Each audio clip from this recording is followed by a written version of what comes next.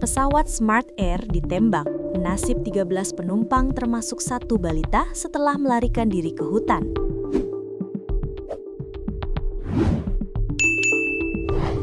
Seluruh penumpang pesawat Smart Air PKSNR ditembaki oleh orang tak dikenal atau OTK di lapangan terbang Korowai, Kampung Danowage, Kabupaten Bovendiguel, Papua Selatan, Rabu 11 Februari 2026 dilaporkan selamat.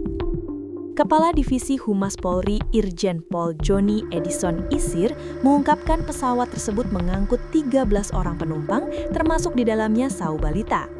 Sementara pilot Kapten Egon Irawan dan kopilot Baskoro pesawat meninggal dunia dibunuh pelaku penembakan.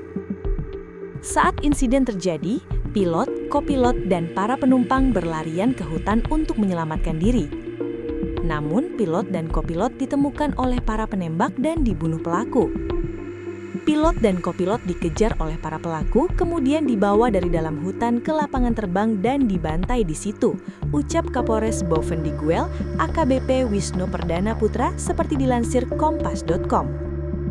Ke-13 penumpang selamat karena mereka warga setempat. Para penumpang kondisi aman karena mereka warga setempat, ungkap Wisnu.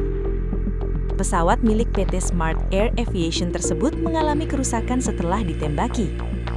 Dikutip dari Tribun News, badan pesawat terlihat berlubang di beberapa bagian, sementara hampir semua jendela terlihat pecah.